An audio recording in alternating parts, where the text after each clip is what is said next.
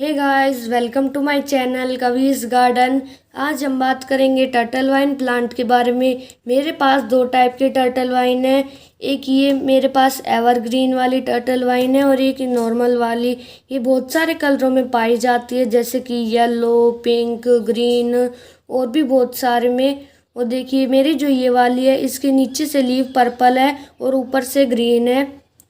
और फ्रेंड्स, हम इन्हें किसी भी पॉट में लगा सकते हैं। देखिए मैंने इसे बहुत ही ब्यूटीफुल गर्ल के टेराकोटा यानी कि राइजिन वाले पॉट में ग्रो किया हुआ है। ये इसमें बहुत ही अच्छे से ग्रो हो रहा है। देखिए अब ये कितनी बड़ी हो चुकी है। ये ऐसे लग रहा है कि ये लड़की का पॉट है, ये इसके बाल हो। और हम इसे हैंगिंग बास्केट में भी ग्रो कर सकते हैं। उसमें भी जब ये नीचे लटकती है तो ये बहुत ही अच्छी लगती है। लेकिन जब लेकिन जब ये इसके पत्ती नहीं होगी तो ये बिल्कुल भी अच्छी नहीं लगेगी। इसलिए हमें इसकी प्रूनिंग करनी चाहिए। प्रूनिंग करने से ये बहुत ही ज़्यादा बुशी हो जाएगी और बहुत ही अच्छी लगेगी। इसलिए हम इसकी प्रूनिंग हैंड से भी कर सकते हैं, सीजर से भी कर सकते हैं। और हम उसकी प्रूनिंग करने के बाद हम उसे उसी पॉट में लगा देंगे, जिससे कि वो बहुत ही ज़्यादा बड़ी हो जाए। देखिए मैंने इसे हैंगिंग बास्केट में भी लगाया हुआ है और इसमें मैंने एवरग्रीन और दोनों टाइप की लगाई हुई है। ये इसमें अच्छे से ग्रो हो रही है। मैंने इसमें खाली दो ही कटिंग लगाई थी, लेकिन बारिश आने के बाद अब ये बहुत ही ज़्यादा बड़ी हो चुकी है और बहुत ही सुंदर हो चुकी है। ये प्लांट बहुत सारे नामों से जाना जाता है, जैसे कि कलेशिया प्लांट, रेंगने वाला प्लांट और बास्केट प्लांट। हम इसे रेंगने वाला प्लांट इसलिए कहते हैं क्योंकि जो ये प्लांट है ये बहुत ही बड़ा हो जाता है और जब भी इसके एक बार लीफ आ जाती है तो उस लीफ के बाद इसके रूट भी आती है।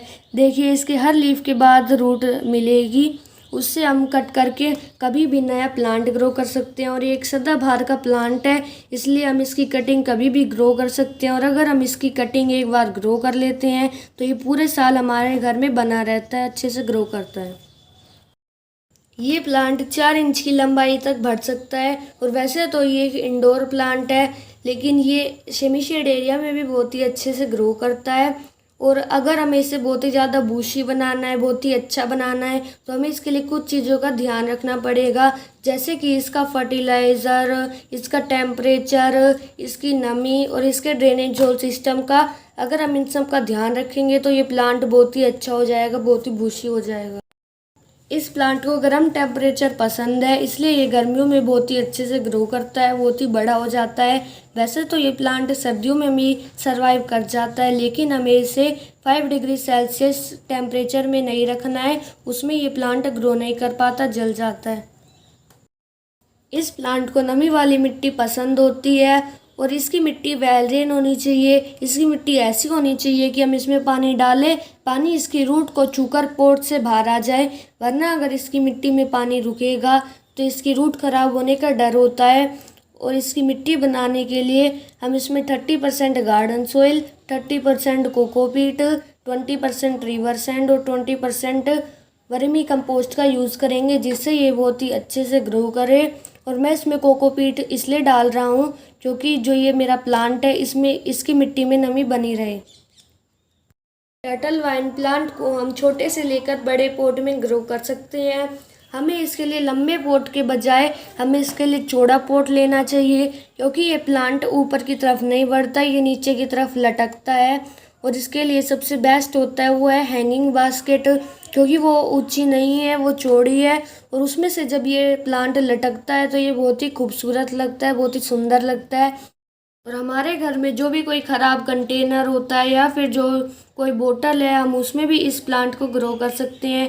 या फिर हमें अपने घर की होम डेकोरेशन करनी है तो हम इसे टेराकोटा के पॉट में भी ग्रो कर सकते हैं। देखिए ये कितना सुंदर लग रहा है।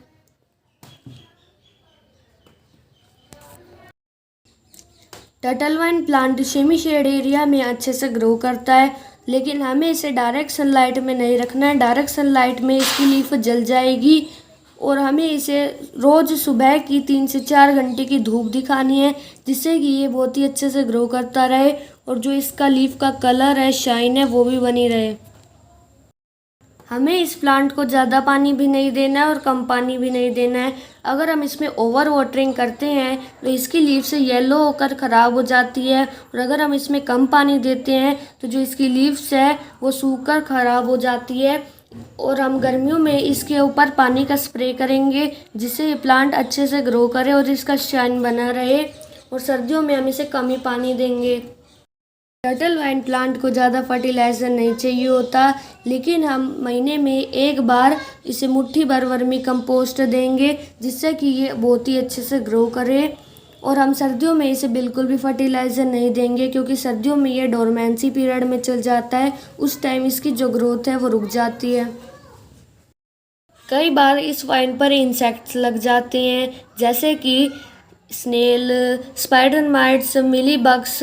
उनसे बचाने के लिए हमें इस पर नीम ऑयल का स्प्रे करना चाहिए। और अगर इस वाइन की लीव्स खाई हुई है तो हमें समझ जाना चाहिए कि इसके ऊपर स्नेल्स लग गए हैं। उनसे बचाने के लिए हमें जो नमक का पानी होता है उसका स्प्रे करना चाहिए। और अगर हम इसमें ज़्यादा पानी डालते हैं तो इसमें रूट रॉट हो जाता है या फिर इसकी रूट में फंगस लग जाती है, तो हमें इसमें फंगीसाइड का भी यूज़ करना चाहिए। और अगर आपको मेरी वीडियो पसंद आए तो लाइक, सब्सक्राइब और शेयर करना मत भूलिएगा। Thank you.